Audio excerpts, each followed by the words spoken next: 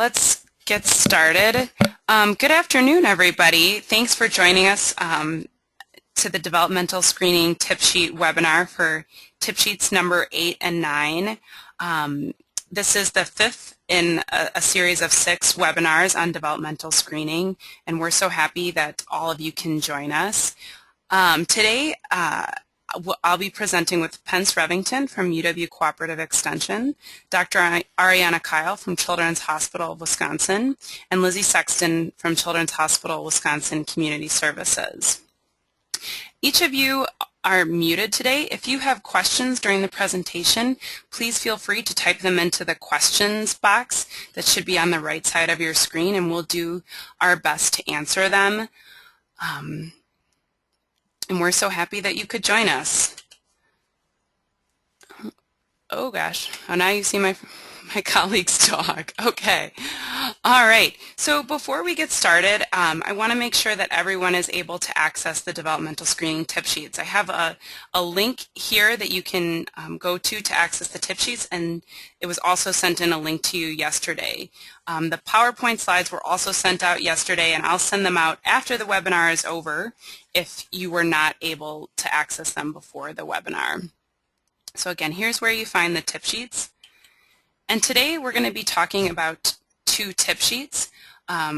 Number 8, using screening results. So here's a screenshot of that. So make sure you have access to that.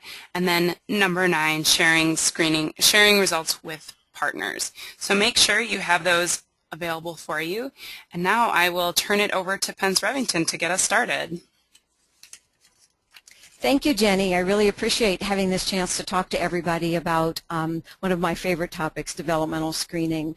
Again, I want to reiterate, I'm going to be referring back and forth to the tip sheet. I have mine printed out beside me with pink highlighting on the things that I think are important things to note. So I do hope that you'll take a chance to print them out. You can do that while we are speaking so that you can follow along. You'll notice on the slide that we're representing the key concepts here that are covered in both tip sheets 8 and tip sheet 9. If you'll look at the bullets, we'll be talking about how screening results may be reassuring. We also know in the second bullet that screening results can indicate a concern. We'll talk about that in more depth. On the third bullet, we want to partner with parents and other child-serving agencies. We know that word partnership is essential, so we never get tired of talking about that, so we'll hit that one again. We also want to know every detail we can possibly know and the relationships that are involved in that referral process. So tip sheet 9 will cover that. And both tip sheets, if you look at the last bullet, both tip sheets are going to touch on the awesome resources that are out there for both of the topics that we'll cover today. These 2 particular tip sheets take us into the arena of really, truly shoulder-to-shoulder partnering among children, parents, family members, and a variety of service providers. If we couple when coupling the personal, private, and public will in your community, this journey is going to help us keep the promise that no child will enter kindergarten with an undetected delay, and that's certainly a win-win for everyone. So that being said, let's go to the next slide, and I'm going to talk about tip sheet number 8 in more detail. Tip sheet number 8 is titled Using Screening Results. The main topics covered in this particular tip sheet are possible results of developmental screening and possible responses, building a team, partnering next steps after screening, and again, the resources that we want to explore. I'd like to step back for a minute before we dig into tip sheet number 8 and make reference to last month's webinar and tip sheet number 7, which is titled Sharing Screening Results with Parents. Focus there, sharing results with parents. Our presenters did a really nice job, and many of the comments made in that particular webinar have relevance and connect really nicely with tip sheet number 8, which is how do we use the screening results.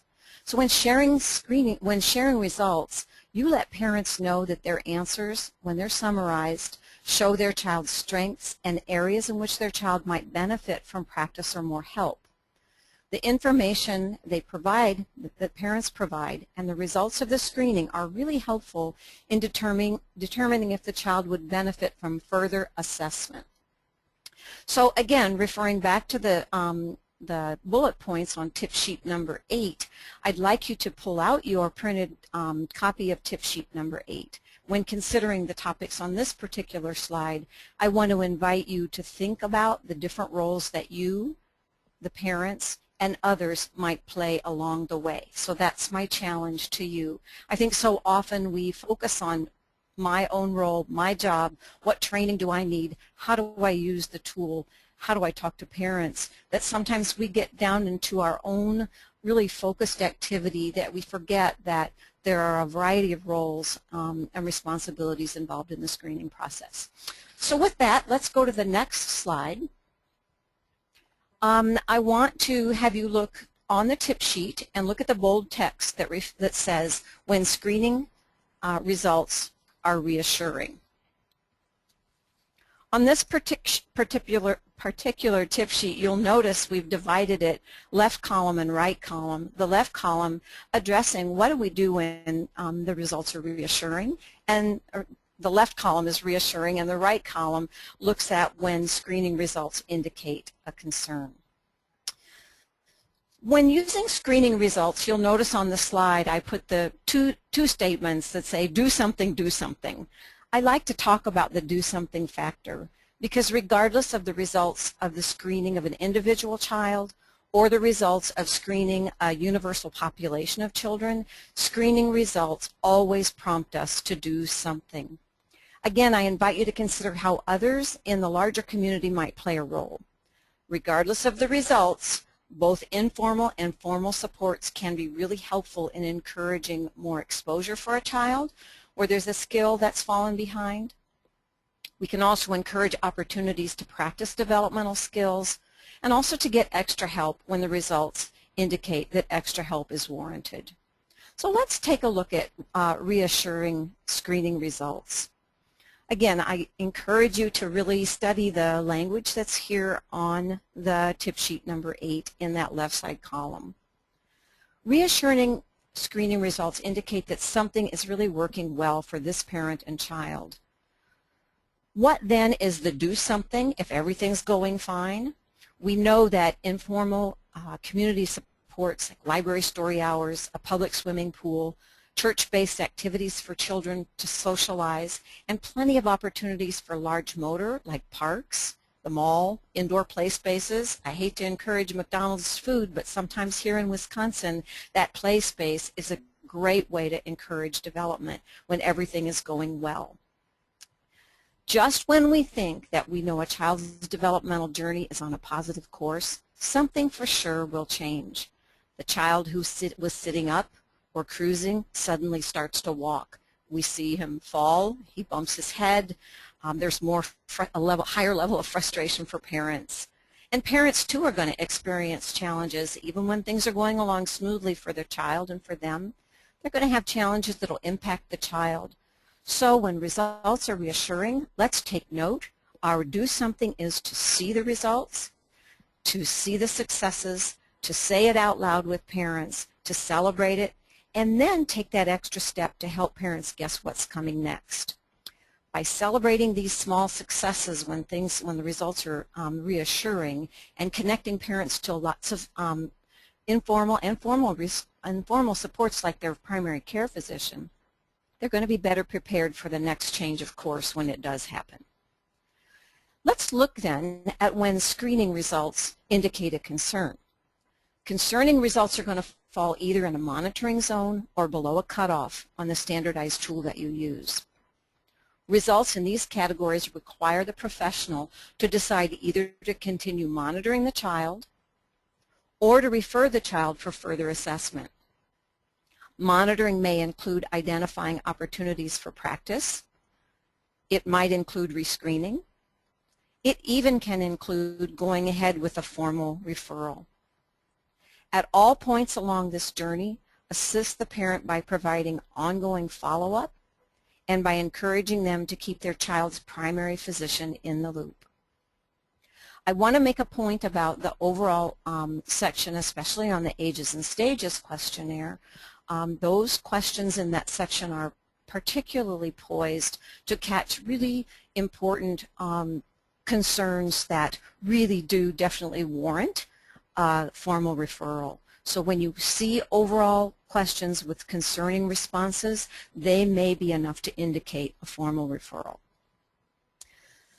At this point, I highly recommend whatever tool you have chosen that you go back to the user's guide for that tool and look at the guidance on using results in decision making and when communicating the results to others. We can't always assume that when we make that referral that the person on the other end of the referral is knowledgeable about the ways that you're going to use that tool to report out. So we want to make sure that everyone is coming from the same knowledge base. Let's go to the next slide. So you'll notice now when we look through the tip sheet, on the right-hand side, the bolded text says building a team. The key words here are anyone. You'll notice in the first sentence it says anyone can make a formal referral when we do see that there are concerning results. Another key word, parents give consent for the referral to move forward. Another key word, parents and professionals meet. The parents are the make or break here. We want to make sure all along this journey that they're engaged, that they're understanding, they're asking for help, they're getting their questions answered, and that there's follow-up for their questions.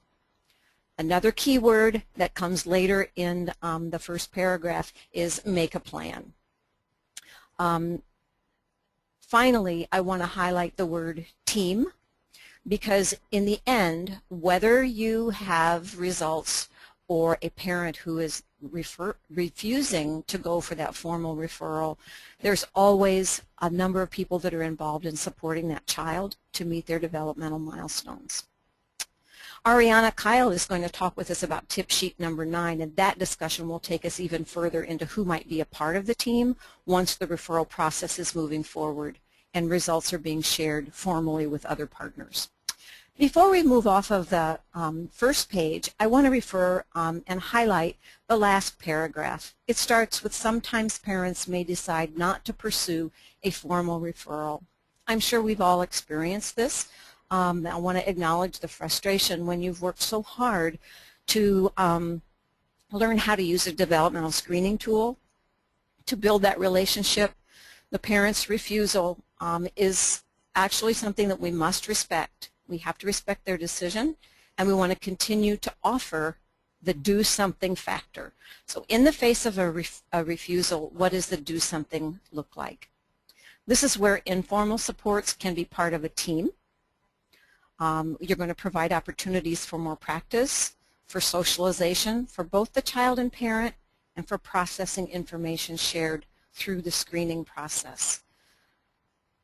From an emotional level for the parent, when they hear that there's a problem with their child, it may be a trigger, and that first level of response may be denial. In my experience, I have to tell you that parents eventually, if they have time to process that information and use these do something factors, they eventually will come around to the confidence it takes to allow a formal intervention. The process might be this. Your screening results are denied. No, that's not my child. I am not going to go there. He's just fine. There's continued relationship building that follows this, and information gathering. When the mom is using those informal supports, she's looking at other children. She has information that you've given her that she didn't have before, and she's considering with a new lens how she might see her child differently. She'll start to come around. If there's relationship building, follow up and follow through, there's going to be a transfer of trust to other service providers, and perhaps we'll find over time successful engagement and acceptance of that referral process. Again, in my experience, when I work with families and I get that real definite refusal, usually within a year, when all of these other inputs are happening, usually within a year, they will look again and say, you know, I've changed my mind. I see what you're seeing now, and I'd like to pursue a formal referral. At this point, I would like to put in a plug for referrals to home visiting. If you are in a situation where you can't provide the individualized relationship building, if you can make a referral to a local home visiting program, they might be able to move this parent along to reconsider following up on a formal referral. I want you to note on the slide as well that the first bullet refers to first steps, and this is a support for parents that we're going to look at when we explore the resources provided on the second page of the tip sheet. So let's go to the next slide, and if you will, you can turn the page on your tip sheet as well, and you'll see the next section is next steps. Our slide tells us that there are primary roles to play, that we want to talk about follow-up and follow-through. We want to think about who else can help. And then finally on this tip sheet, I want to give you some really awesome resources that you can study on your own and use in your community to help build that, that informed referral network and to build those relationships among partners. So going to the first paragraph on the left side, we really highlight roles that parents and professionals may play in this process of using screening results. The parent's role is going to be to ensure that children receive supports and services. The parent's role is also to make sure the child is present and ready to participate should that formal referral take place. And they're there to kind of be the anchor for the child. Okay? They will also be really instrumental in doing ongoing follow-up with the child and following through on the suggestions that other providers have made to help this child meet their developmental milestones.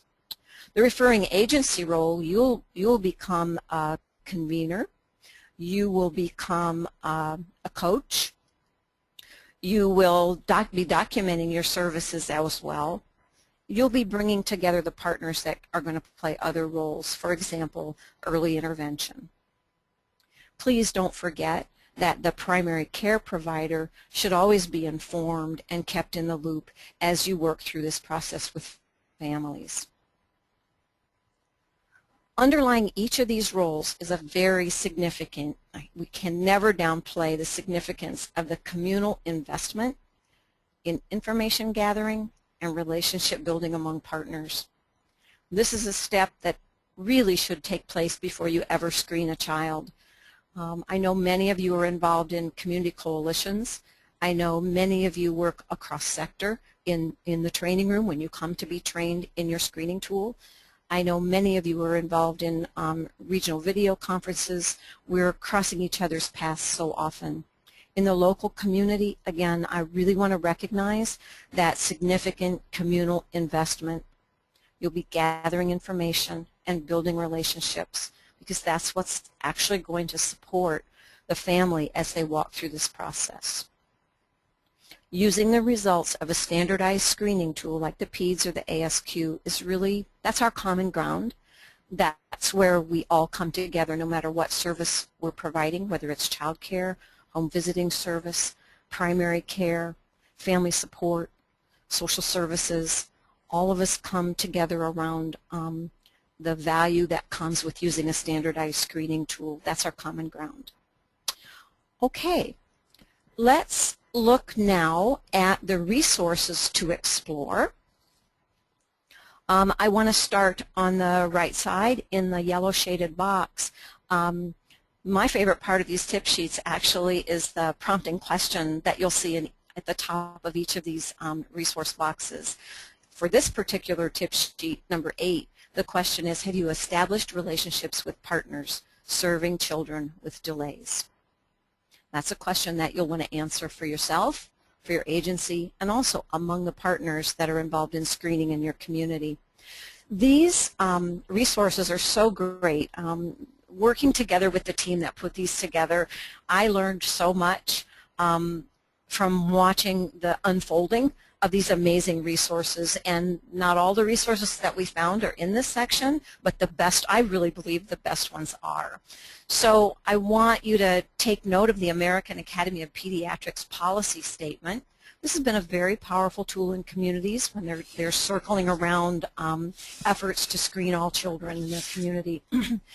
Of particular help is the algorithm for developmental surveillance and screening. Follow that link.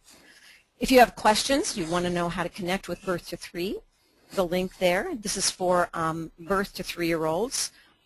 They will do further assessment and determine eligibility for their services. Wisconsin Early Childhood Special Education, that's for children 3 to 5 years old. My go-to place is to call the school district and to say, who are you guys? Where are you? How can I work with you? Let's get together. Finally, or not finally, but the next one is Wisconsin First Step Hotline. If you just do a search, you can follow the link there, but the particular piece that I found of the most help was the handout that's there. It's a PDF, and it's Maternal and Child Health Line. Learn more about Wisconsin First Step. And you can find out everything you need to know about how parents might use that resource, if they're considering a referral, if the referral is made, what kind of support is there for them. If their child is identified as having a delay, there's a lot of support for them too.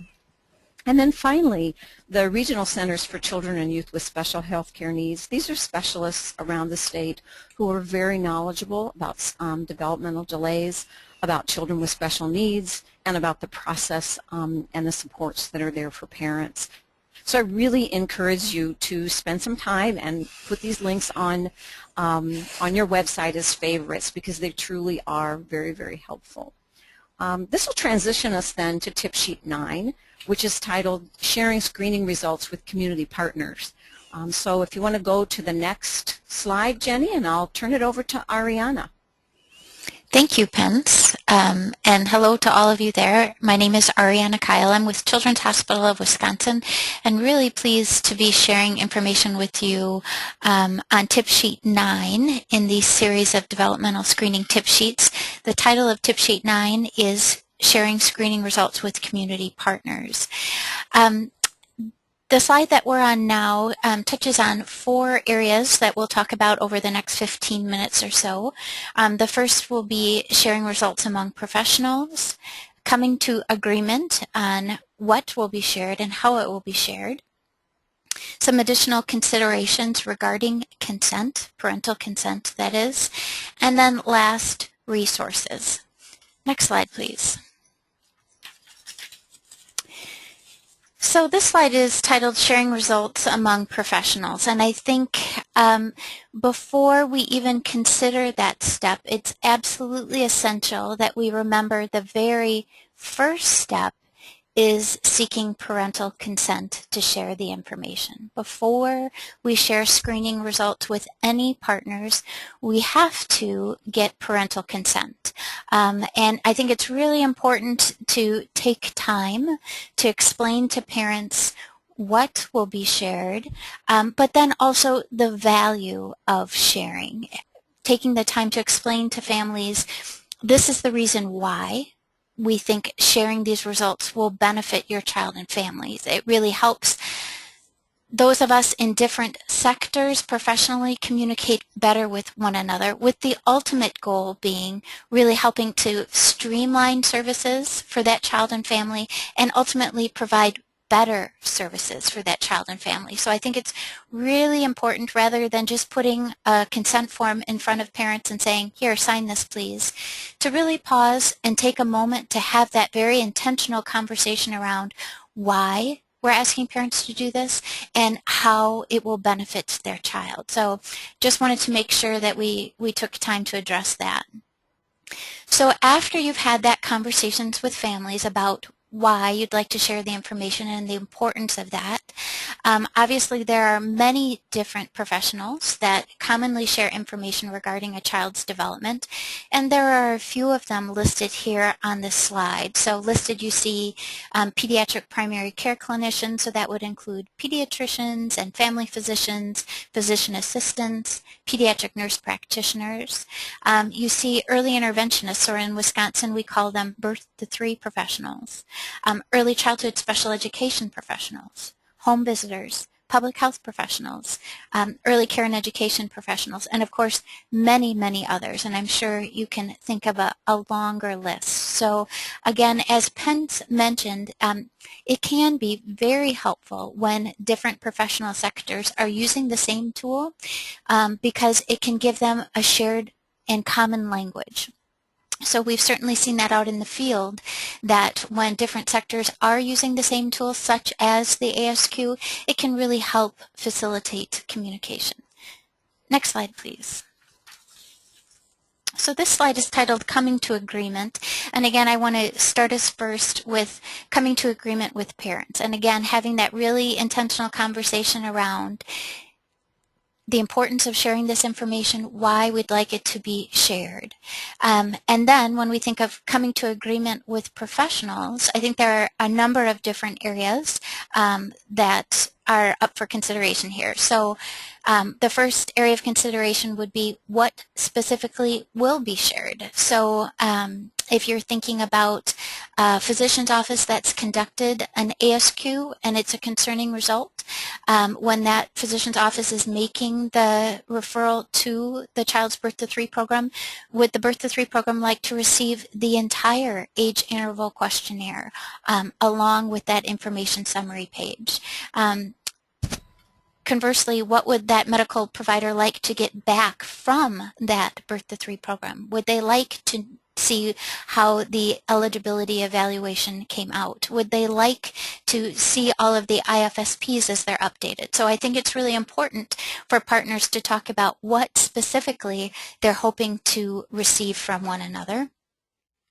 Another question to consider is how the information will be shared. So when, for instance, an entire age interval ASQ is shared, fax numbers are oftentimes most commonly exchanged. That can be the easiest way to share information. Obviously, there are electronic means, but sometimes the privacy issues around those can be a little more complicated. And then obviously we all are happy to still have telephone contact as well. So again, just clarifying how that information is best shared can be helpful. And then I think also it's important for us as professionals to really, again, be intentional about thinking how we can keep parents in this loop as the process moves forward. So not only seeking parental involvement in the initial consent to release information, but then making sure parents are continually brought into what is being shared and how it's benefiting their child. I think even if it's a sentence after the birth to 3 program receives the relevant medical records from that child's primary care provider, just for the birth to 3 program to say, we received these records about your child. It really helped us understand him or her better, and it will help us really plan programming in a more efficient and appropriate manner. So again, I think it's intentional to involve parents not only at the beginning, but as the process moves forward. Next slide, please. This slide is titled Considerations Regarding Consent, and I think it just goes into greater detail on some of the issues we had talked about on the last slide. So the link that is under the title on this slide takes you to a form that's been approved by the Wisconsin Department of Health Services. And if any of you were able to download the form prior to today's presentation, you'll see that the title on the top is Consent to Release Medical and Birth to 3 Program Information / Referral to Birth to 3 Program. So this is also called a Joint Release of Information document.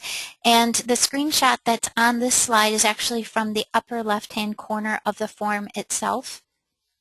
If you're looking at the form right now, or you go and find the form after today's webinar, you'll see it's a 2-page document. And it's just an example of how this information can be shared between different professional sectors. So on this form in particular, there's an area to list screening results, which screening tool was used, areas of possible delay, and also there's a section that allows parents to indicate the duration of the release. So they're able to indicate if they would like it to be the entire time that the child's enrolled in birth to 3, or if there's a certain a shorter duration of time for which they would like the consent to remain active. The second page of this form is really a document that explains the release to parents. And so again, just really important that parents understand what's being released and why it's being released, and that they are really in the driver's seat behind the process, that it's really their decision if they choose to share this information, and that they can revoke it at any time if they see that that's in their child's best interest. But I think it's really on us as professionals really wanting to serve that child and family to take the time, have those conversations, help them understand why this is so important, that different professionals are able to share this kind of information. And again, with the ultimate goal being improved care for that child. Next slide, please. So the title of this slide is Resources, and you see 4 different bullet points here. I'd like to point out that 3 of these 4 are listed on page 2 of tip sheet 9 under the heading of For More Information. But I'm going to jump back to the slide now. The very first bullet point on this slide is a link again to that Wisconsin Department of Health Services two-way release. So this is that joint release of information document we were talking about on the last slide. So this is one specific example of a release between 2 different professional sectors serving children. So it's specifically between medical providers and Wisconsin birth to 3 professionals. This form in particular is both HIPAA, which is the health privacy legislation, and FERPA, which is the educational privacy legislation, again, for the Department of Education. It's both HIPAA and FERPA compliant. And so parents filling out this form or consenting on this form would allow the medical providers and the birth to 3 program to exchange information back and forth without the birth to 3 program having to obtain a second release. If we do have Wisconsin birth to 3 professionals on the webinar today, I would like to emphasize again that this form is entirely voluntary. If you have a consent and release process that is working well within your community for exchange of information between medical providers and your birth to 3 programs, there's no need for you to start using this form if you have something that works well. However, if you're a birth to 3 program that maybe has encountered some challenges in this area, please feel free to use the form and consider it another tool for your use. The second bullet on the slide is an example of a one-way release that's been approved by the Wisconsin Department of Health Services. As compared with the two-way release, you see this one is much more generic. It doesn't state any specific programs that will be exchanging information. This form is HIPAA compliant, so it does meet those medical privacy regulations. And this is one of the resources that is listed on tip sheet 9. It's the very last resource listed under that For More Information section. The third bullet point on this resources slide is from the Minnesota Department of Education. This is also listed as the first bullet point on tip sheet 9's For More Information section. This is a 10-page document from the Minnesota Department of Education and the Department of Health Services, and it includes a series of checklists that really help programs and communities assess their progress towards a unified and universal screening system for children. And then last but certainly not least is a link to a site from the Federal Department of Health Services, and it contains just good overall general information on HIPAA and FERPA. So at this point, we're going to transition to Lizzie Sexton. She's going to share information from the field, speaking on how her program uses screening results and shares screening results with community partners. Lizzie. Hi everyone, can you hear me? Hello?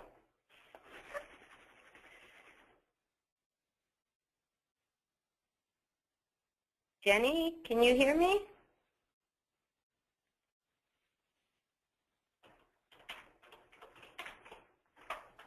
Yes.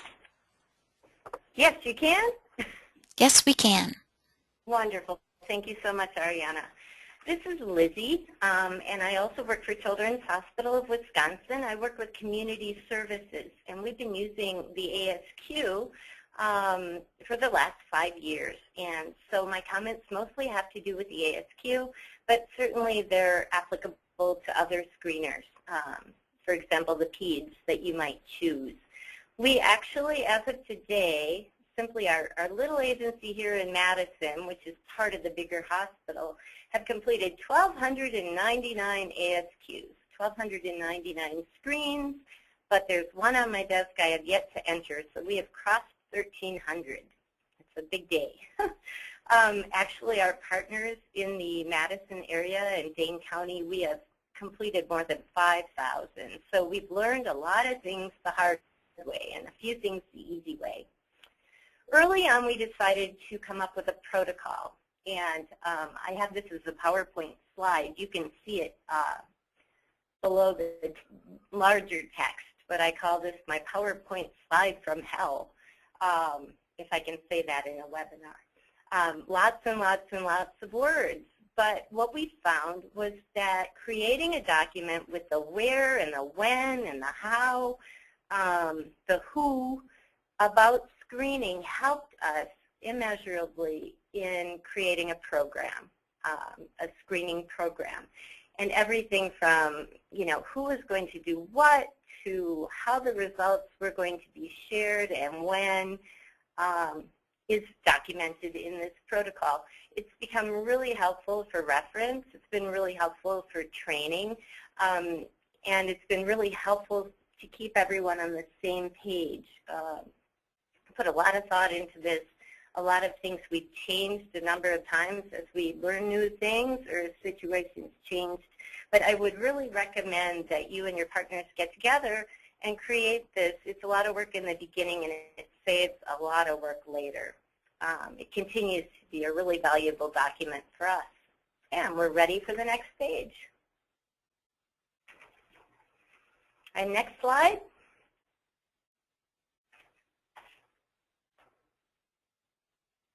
There it is. You can see on the right hand, bottom corner, activities for children 48 to 60 months old. This is something that comes with the ASQ, and I just wanted to point out that this is a really great thing to put in as the last page of your ASQ or your screen. We find that it ends up on a lot of our parents' refrigerator doors. And what we're finding is that parents really look to this for activities that they can do with their child. And so this is a resource given to every single parent who completes an ASQ. And we actually distribute ASQs through libraries. We don't always get them back. So some parents, this is what we're leaving them with, is the ASQ plus this list of activities to do with children. We feel that every single ASQ deserves follow-up. This is really a door opening to talk to families about their child's development. Here is my Visa commercial. ASQ license, $250. 5,000 copies of the ASQ for distribution, $1,250. Sitting with a family and discussing the development of their child, priceless. This is what this will bring you to.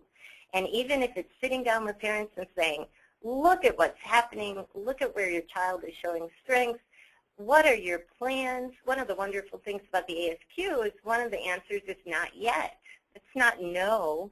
So it's also a great time to talk about what's next. In other words, there were some things that were not yet. This is what's coming. We really appreciate it. This is a foot in the door into talking with parents about their child's development, whether it's a concerning result or whether it's a typical result. we return the actual copy of the ASQ to every family. And we find that they can use this to refer back to or to talk to other family members or their physician, their preschool provider, other people. They can say, look at question 3, I answered this sometimes. What would you say? Have you seen something different? So it's important to get that original document back in the hands of the parents. We also have made a decision not to share the numerical results of the ASQ, and other people may make different decisions. We've decided this as we feel it increases test anxiety and the thought of the tool as a test. And the other thing is it's very tied in with standard deviations and means, and it can be confusing. Certainly if a parent ever wanted their numerical results, they would send me, the math geek, to go and explain standard deviations and means and why the cutoffs for concerning vary by age and by domain. We also send a letter to every child's physician.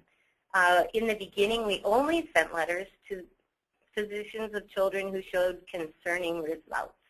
And at the end, we decided, isn't it just as important that a physician, a family care provider, know that a child is developing typically? So we now send that letter to all physicians. Especially important in even the typical results, resulted ASQs, are those parent concerns. And really we've found that we need to take as close a look at these parent concerns as we look at the numbers that we accrue through assessing the results of the ASQ. And we send written information from everything from toilet training to children who are shy, to, I guess, my best example of a time when a parent concern really spurred us into action is a mom who wrote, my child screams all night. She said, I lock myself in the bathroom. She said, I'm worried about what I'm going to do. And we were able to say, do you know we have a respite center here? Do you know you can drop your child overnight there? And not everyone does have a respite center, but they all will get a phone call from you. And as Pence always says, and I quote her often, do something. And even your connection with that parent is doing something and saying, I read what you wrote about your child screaming, and let's talk about what's going on, and let's see what we can do to help you with that. The other thing we'll do is we'll refer children who do not have concerning results to everything from, play groups to library story times, to swimming lessons. This is a real chance for us to hone in on what a parent and family needs. The other thing is this directs our conversation with that family. I call it a gift. When someone is actually taking the time to take a pen to paper and write down something they're concerned about, you don't need to talk about the Brewers. You don't need to talk about the weather. You actually can say, well, how's that working, sleeping through the night? Is that working better for you now? Or what kind of things have you tried? It really is a gift to us to know exactly what to talk to a parent about and what resources to bring. The other thing about the parent concern is simply that on some of the screens, things such as speech sounds and even some behaviors on the autism spectrum are actually best found through those parent concerns. And all numbers add up to typical, but you read through the parent concerns and the parent says, no, I can't understand my child, or others can't understand my child, or no, my child doesn't make eye contact. And these all are red flags for us to go and ask more questions. I was going to just say, I talked a little bit about that parent who we referred to our respite center, and we can segue into the next slide with that. We also have children with concerning results, and with the ASQ, these would be in the monitoring zone, and these would be children in need of more practice or experience developing a skill, or below the cutoff. And this really is about 2% of the population who end up below the cutoff. And I actually spoke with the authors once, and they said, hey, it's 2%. These kiddos need to be referred. This is not a wait-and-see situation. And granted, if a parent wants to wait and see, that's their prerogative. But we really encourage families at this point, when their child is below that cutoff with very concerning results, to have us make a referral for them. The other thing we do is we do make the referral for them. We do not give them a phone number and say, call so-and-so. We find we're much more helpful when we say, we're friends with the folks at Birth to 3. Can we share your information with them, and they will give you a call. In business, it's called not leaving the monkey on the customer's back. It kind of means I will take the next step. You just wait. you have news that you're dealing with and other plans that you're making for your child, but we'll make that referral. I wanted to point out in the lower right-hand corner here, these are also available through the publisher of the ASQ, through Brooks Publishing. These are called learning activities, and they're specific to the 5 domains, and they're specific to the age of the child. Whenever a child shows concerning results, we always will send these handouts in either English or Spanish that deal with the specific concern. I said also we're often hunting the internet. We have a whole catalog of resources that have to do from, everything, as I said, from speech sounds to toilet training to sleeping through the night to nutrition, to help families with. We have the 2 photos in the middle. United Cerebral Palsy here is one of our Birth to 3 partners. And here's the Verona School District. With children under 3, we would make a referral to Birth to 3. Children 3 to 5, we would make a referral to their school district for a further assessment. And we often tell our parents, we say, this is a great service. It's free to you. And what they will do is they'll do a better job than we have at assessing the needs of your child. And I do believe we're going to, after I talk about rescreening, the other thing, especially when a child's in that middle zone, that monitoring zone, we want to make sure we rescreen. In other words, we're not going to wait 6 months and do another screen. We might wait another 2 months or another month, depending on the age of the child, and then we'll just see if there's been progress made. And especially if a child in need of more experience and practice, when that child's getting more experience and practice through their parents' interactions and through their interactions in various programs, that child often will come out of that monitoring zone and into the typical zone. Okay, next slide.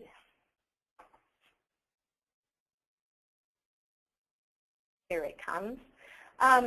These simply are in-the-can letters. We have these letters pre-written and with some cutting and pasting and changing she to he or ella to el in Spanish. We're able to tailor these letters for each result. So we have a typical letter, we have a monitoring zone letter, we have a concerning letter. We have a both monitoring zone and below the cutoff letter. We send these letters, but whenever a child does have a concerning result, this letter would be sent after a conversation. This would not be the way a parent would learn that their child had a concern or a potential delay. We would first talk to that parent. But this makes it very easy for us to craft this letter so it fits each particular situation. You also might note with those concerning results, we also mention what is the strength of that child. And in sharing results, we'll often talk about that strength before we talk about the challenges. And this will also be stated in this letter.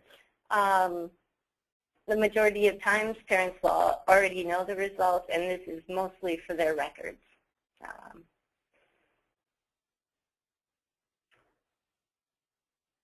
And talking about sharing results verbally, I just wanted to add that this verbal sharing would be done by one of our staff people who has the closest relationship to that family. And that person would be prepared before sharing the result with the proper resources and even knowing the family, the proper timing and setting. And I urge you to go back to tip sheet number 7 for more about sharing results with parents. And next, we'll go to my last slide, sharing results / permission required. As Ariana and Pence both mentioned, permission is paramount. And in fact, in the user's guide to the ASQ, the authors recommend even having a parent sign saying that they realize they're part of a developmental screening program. The front page, our cover page of our ASQ, actually has a place for a parent to sign on the bottom, and it gives permission for us or to us to share a child's information both within a public health database, the SPHERE database, as well as sharing it with their physician, their primary care provider, and also an intervention agency when appropriate. Of course, we would never, ever say, well, we have the signature, we're going to make the referral without talking to the parent first. We just have it then. We tear off the cover sheet, and we have that parent's signature and their permission to share that information.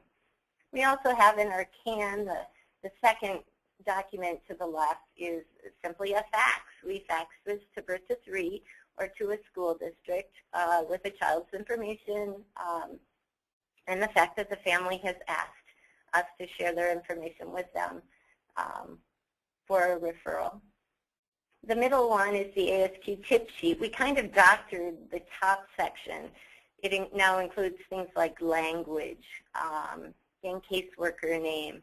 And we can fax that one page to anyone familiar with the ASQ, and they have all the information they have. They have the demographics on the child. They have the contact information for the parent. They have the contact information for the caseworker. They have the ASQ results. And then in the bottom right-hand corner of that document, in the middle, one can actually write the answers to every single question. And for example, in communication, this is often very important to an intervention agency because they'll be able to see, oh, it's expressive language the child's having challenges with, or oh, it's receptive language. So often the answers to the individual questions are very important. We do have several school districts in Dane County who are not using the ASQ, and for those school districts, we would fax the entire ASQ because they need to know what the questions are. They will not know what those answers correspond to. And moving one document to the right, we see the letter to Dr. Doolittle. This is the letter we send to primary care physicians.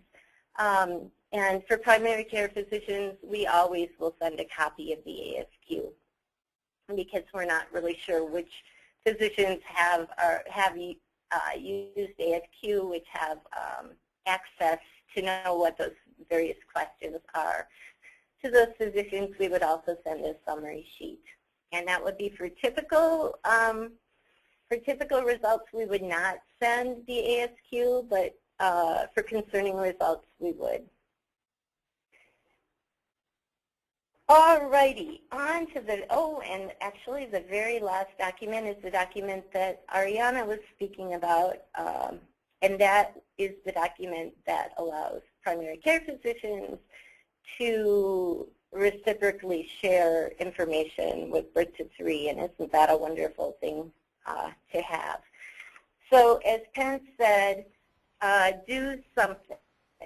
And I've actually heard before in trainings where people say, isn't it unethical to share a concerning result with a parent if there is nothing you can do for them, if your community has no services? And I say poppycock. I think first of all, you have made contact with that family and you are talking about that child's development. You've already done something. And the other thing is there are all different kinds of resources we can rustle up without having the full shebang with the red bow on the top, which would be everyone's, most favorite thing to be able to offer a family. But I think that our connection with them and the sharing of this information with them is really key. And I think as parents, most of us would choose to have the information, even if there wasn't a beautiful box with a red bow on top, for services to help us with that, because we'd make different decisions and we'd probably change our practices and better appreciate our own children. And so that is my piece, and I think we're going to open up for questions.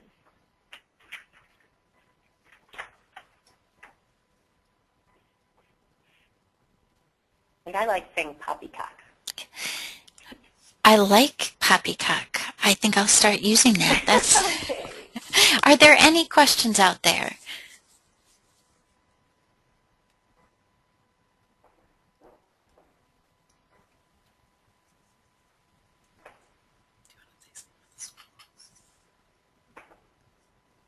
Can our panelists think of anything they'd like to? All right, so last call for any questions. Anybody want to type any questions in?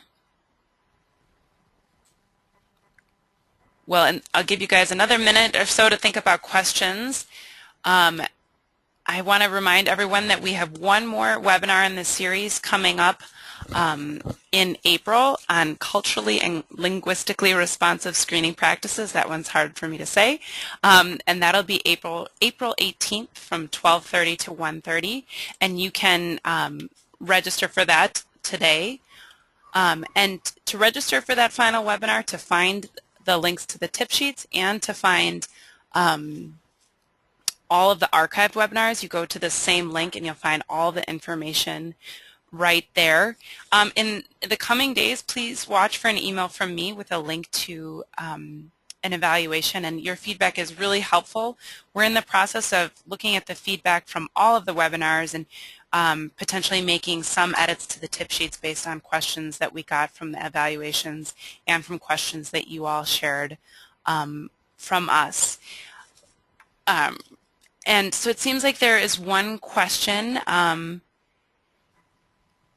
So someone asked about parents scoring the child different from maybe what the provider who is working with that family.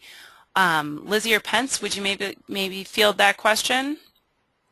Sure, I'll be happy to address that, and I know Lizzie has a lot of experience, and I too in my practice with home visiting.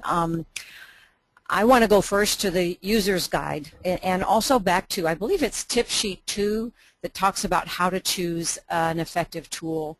One of the criteria for an effective tool is that parents are involved in it.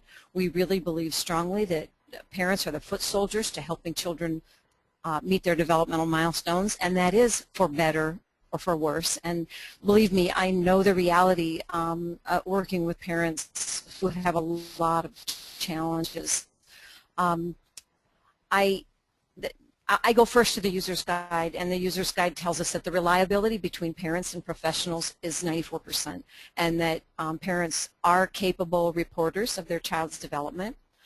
We do know that in that same section in the user's guide for the ASQ that it does say that if there's a reason that parents should falsify answers, for example, if they have an open social services case, if they have serious mental health conditions, or if they're currently using, I think all of reality kind of goes out the window. So this is where relationship really matters.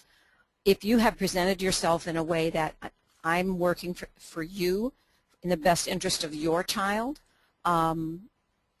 that you're going to get good results, and the research tells us that that is true, and that parents are accurate reporters of their child's development. If you're getting that gut feeling that something wrong is happening, I want you to check your own lens first and ask the question, how does my relationship with this parent support an honest, authentic partnership? Well, thanks for that answer, Pence. That was really helpful. And we're just about out of time, and I really want to thank all of the presenters and everyone who was involved in writing these tip sheets. This effort has really been volunteer-based, and all this great information has been generously shared with us by all of our partners on this call and with early childhood collaborating partners. So thank you for participating, and I see we have a few questions that we didn't get to today. We'll do our best to address those in future information that this group is going to share. So keep watching the website, and thanks for joining us today, and again, watch for that email from me on evaluation. Thank you so much, everyone. Have a good day.